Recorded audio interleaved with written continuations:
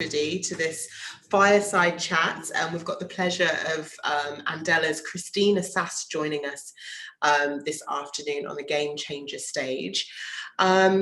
So you've probably been in a lot of conversations in terms of tech, innovation, entrepreneurship. What are the next steps for Africa? Where are we at the moment? And I think it's interesting for us to kind of start the afternoon talking with Andela and Christina Sass, who's really at the forefront of some of the entrepreneurial stories and changes on the continent. So we're really excited to have her at this session. Christina, maybe you could briefly just introduce yourself, say a bit about your work. I'm sure everybody knows what you do and what Andela does, but it's always good as a starting point to start with that, and then we can get into talking points. Sure. Thanks so much for having me. I am a co-founder of Andela, one of 6 of us that kind of entered into this journey starting in 2014, only female on the co-founding team. But I have awesome colleagues with me. And then, I'd worked on the ground basically in East Africa before, prior to starting Andela, but this is my first, the first for-profit company I've started. And it really is about, scalable youth employment and taking the absolutely incredible talent on the continent and making it known and really filling these gaps in the tech ecosystem elsewhere where talent is so desperately needed.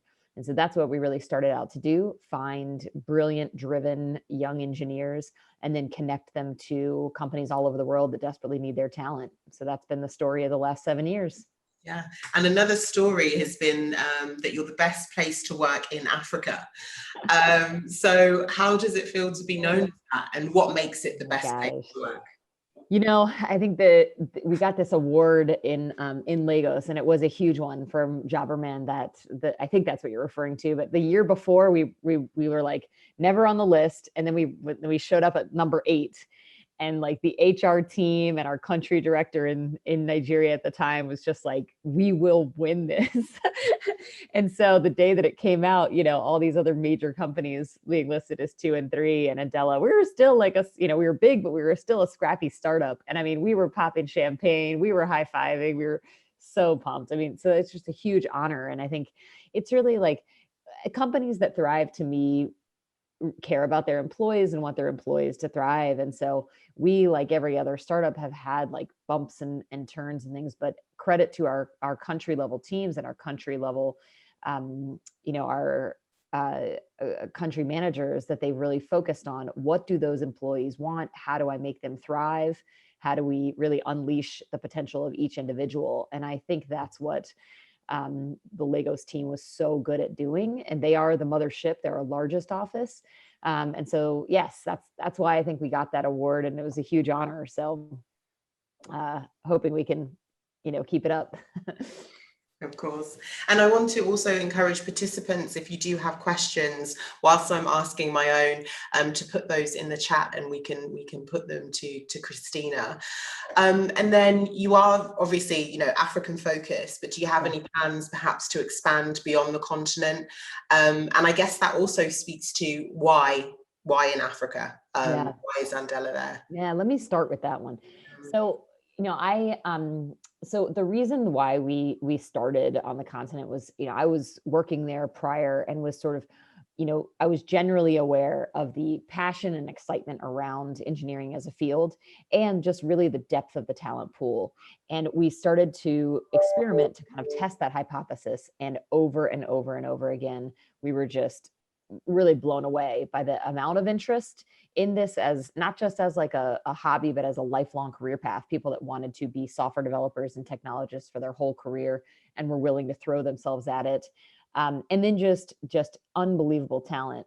In the beginning, we used these broad tests that looked for problem solving and logical reasoning, and both the amount of applicants that we got and the amount of extraordinary problem solvers we found helped us to like really double down and know that this was the right place for us to start. So Lagos first, then Nairobi, then Kampala. Shortly after Kampala, we went into Kigali, Rwanda, and now we're in Ghana and also in Egypt. So I think, yes, you will see us expand beyond the continent, but it really was proving our philosophy around, we know there's extraordinary talent, and we really want to like make a name for ourselves in Africa. So I think you'll see us expand beyond that, because the global need for software developers just warrants more than even the amount of talent that we can find on the continent. But it will always be home, and it will always be where we started, and I think where the bulk of our talent pool will lie. And any insights on further expansion within Africa? I know you mentioned Egypt and other offices, but maybe you have your eye on other markets. Yeah. Well, in the wake of COVID-19, we have gone largely remote. And so while this was, certainly sad for a lot of Andelans, because we loved our offices and they were very, very unique, it does, like, the huge positive of this is that we can now accept talent from all over the continent. And yes, we've already opened up applications and are, actively looking to bring talent into the company that's beyond those countries. And so I think you'll still see a stronghold there, mostly because we really looked carefully when we opened each new office on where we would be a great offering for the talent that's there, and vice versa. And so, like, we think, Lagos, Nairobi, Kampala, Kigali, they all still make sense, but there is also incredible talent beyond that. And now we don't need a critical mass. Like, we don't need a city of 17 million in the case of Lagos to think about a large hub. We can support folks entirely remotely. So yes, you will see us hiring folks from all over the continent in the coming years. Fantastic. And, obviously a lot of questions about COVID-19, about the pandemic and how it's impacted your company, and globally, that's what everybody is talking about. How has it impacted the work of Andela? I mean, you mentioned that obviously everybody's working remotely now, but what other impacts have you seen on the company? Yeah, so I can't understate that Andela, like everybody else, has been slammed with the reality of just like the business world, really slowing down for a while. And so so the company has been able to retain a lot of clients, but like other companies, it's, our health and wellness is based on the health and wellness of our clients. So we certainly have had to downsize some, but feel like we've got a really stable client base, and that we've really expanded and built trust and built larger teams with our current clients. But I would say, so that's the reality of it. We've certainly had to deal with the struggles that other companies have, but the amazing silver lining for us of COVID was, one of the hardest things about building Andela was convincing people who hadn't considered remote before, or hadn't considered remote in East and West Africa before, to think about it. And I mean, overnight, the world was convinced about distributed work, because they had to be. And we certainly heard many, many times, oh, our team will never go remote. We can't, there's too much that happens around the water cooler, and that's just not something we're ever considering. And then immediately the world had to operate in that way. And so we've really proven our case. It probably, shortened the amount of time for adoption of remote work by years, maybe a decade. And so that is super exciting to us. And so we found people we've talked to 2, 5, 7, well, maybe at the beginning 6 years ago, that have now come back around and said, okay, now I'm convinced. And so that's awesome. That's awesome for us. And that's awesome for all of the incredible talent that would not have otherwise been tapped, internationally. Yeah, and definitely, I mean, there's always a silver lining with these things. And as you said, remote working wasn't something that would have been institutionalized before, and people are thinking about it more and more now. In terms of, the kind of talent pool that you have at the moment, where do you see some of the gaps in the next few years in Africa, in your sector? What do you think globally people are going to be asking for from the continent when it comes to your area or your sector? Or what are you going to be looking for actually over the next few years as things change? Yeah, so the gaps, where are the gaps? I would say that in software development, I mean, part of the reason why it's both exciting and a big challenge is that it changes so quickly. And so I would say, the gaps are in some of the most cutting edge tech stacks, and individuals that can rapidly get up to speed and add value in those. And so it's a little bit hard to tell exactly where the market's going, because this is, it is the cutting edge, right? Like, our top technologists are constantly having to stay on top of new tech stacks and what's changing. So what we do at Andela is, and I think a lot of software developers are just like, they're just lifelong learners. They're people who, as a part of their career path, want to go back and, learn a new language pretty quickly and develop that skill set. So they're constantly sort of in and out of training, and then going back to the workforce, and retraining and going back to the workforce. And I really do believe, like, I think that's a skill set when we talk about future of work. I think that is a huge part of it. How will machines play a role? How will all these things come into play? Well, human beings that have done the push-ups and are used to constantly rescaling themselves will be kind of at the forefront of their field. So that's some of what we're watching. And then what was the second? Then where are the gaps? And then what was this? Your second part of the question? So in terms of the gaps where you see it internally, but what do you think is going to be the gaps that other people are going to be looking for coming from Africa? So what are some of the human resource gaps when it comes to software development that we're going to need on the continent in that context, really, for Africa's economic development? How can we basically leverage software development over the next few years to push Africa's economic development? You see that role being played? I think you'd be hard pressed to find a career that's going to be more central to the next 10 years on the continent. And that is because any scalable solution to anything of real consequence is going to require technologists. It's going to require great technologists. And so, I always joked with the Andela engineers and said, my grandma wants everybody to be, she's like, well, you need to be a doctor or a lawyer. That's kind of what the previous generation saw as like the pillars of the community. And I think next 20 years belongs to software developers. And so what do I think will be in most demand? I think it will be, teams and individuals that can take outdated tech stacks and transfer them into, things that are built in these older languages that really need updating, and people that can seamlessly do that kind of transfer. And then again, like which of the tech stacks and technologies will go the distance. We've seen, over the course of working in Lagos and Nairobi and Kampala these last 7 years, the infrastructure, right? The ability to have really good high-speed internet is very much possible. When we started out, it was like brutally expensive and hard to come by. And so I think you'll also see, the hardware catch up with the software and skill sets.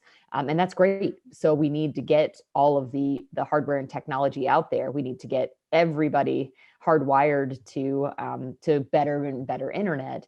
And then I think companies will start to really, update their offerings, put them in more lasting and flexible tech stacks. And so you will need the workforce that has the ability to do that, and really the ability to lead that change. People who are great software developers, who are also systems engineers and also have some design expertise. I think those people will be in high demand. Yeah, and you're talking about, such a multifaceted person in a way when you talk about their technical skills, but lifelong learning, leadership. At Andela, how do you ensure that people are continuing this lifelong learning and they have access to the kind of learning that they need to really develop themselves over the course of their careers? Yeah, it's a great question. And I think, it's any time you're starting a business and trying to focus on being good at, being really, really good at one thing. I mean, I say that because I know on the supply side of the business, when we're bringing in talent, there's so much that we would like to offer, that we would love to be able to offer. But, at the end of the day, we have to delight our clients and offer great, just a great product to them.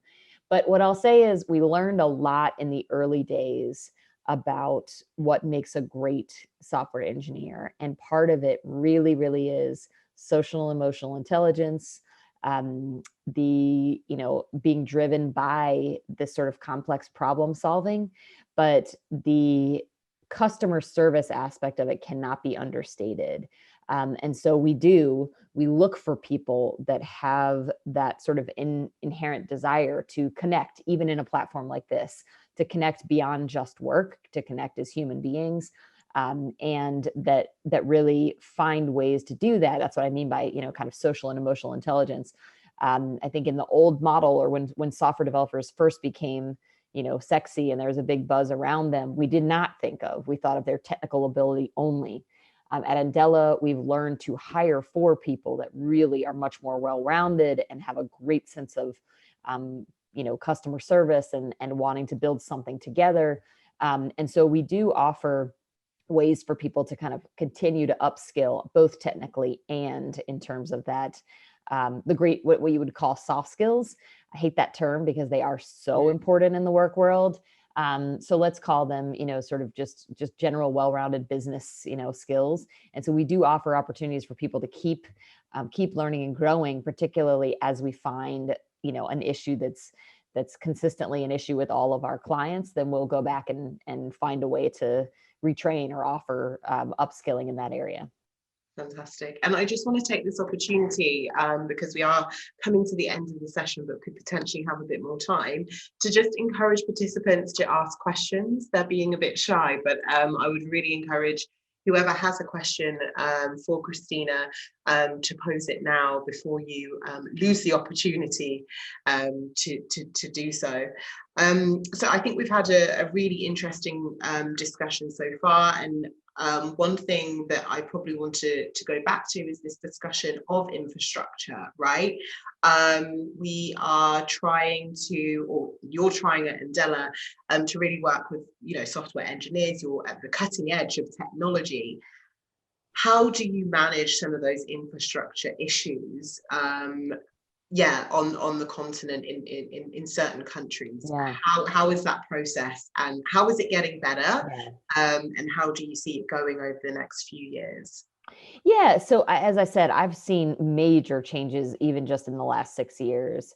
I think, we've seen really consistent high-speed internet and ways to be able to do great work absent large offices where you have a bunch of redundancy, et cetera, which is expensive and cumbersome. And in a city like Lagos, a commute across town can be no joke. And so we, in a COVID world, us being able to operate remotely, it's just, I don't believe that we would have been able to do that with a high degree of quality in 2014. So we've seen it, we've really seen that change, and now we can offer redundancies even from people's homes and houses. And so that's great. And then I'm sure everyone's seen all the cutting edge ways that Google and others are trying to, trying to bring the cloud and bring internet everywhere. One of our former country director in Uganda, Jackie Ochola, is now leading Google's efforts in Uganda and beyond to bring high-speed internet everywhere. That's so exciting. And so it can't happen fast enough for the continent, in my opinion. Brilliant, thank you. We do have one question, but I'm not sure I quite what's the exit? Okay, yeah. Could you? Yeah, no, this is this is always the thing. Andela is seeking to be. Oh, sorry, Christina. I just want to clarify the question for the rest of the participants. So, what is the exit for Andela? So, exit in the sense of how do early investors get liquidity, IPO, or sale? So, just to clarify that. Yeah. So it's not going to be a fulfilling answer that, hey, this is the exact exit path. But for the next few years, we are looking to continue to grow and continue to march towards, a break-even point and beyond. And so that's, I think, COVID has sort of changed or given a lot of folks a pause for hey, what's our exit timeline and those sorts of things, and us too. So for the next several years, it's just better and better quality to our clients and an increasing workforce on the continent. But we're certainly not looking to sell or anything else. We're looking to build the company and grow the company. Brilliant. That was satisfying enough for me, but let's see if the participants have any more questions.